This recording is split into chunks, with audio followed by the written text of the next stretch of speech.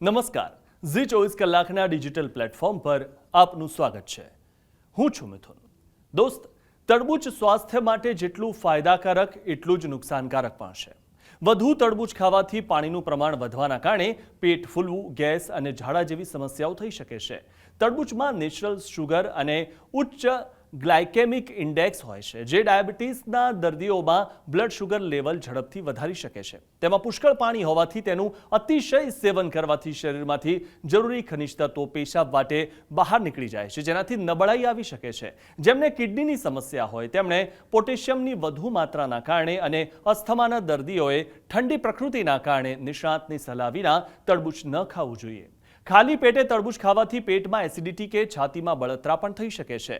તરબૂચ પર વધુ મીઠું છાંટીને ખાવાથી સોડિયમની માત્રા વધે છે, જે બ્લડ પ્રેશરના દર્દીઓ માટે નુકસાનકારક હોઈ શકે।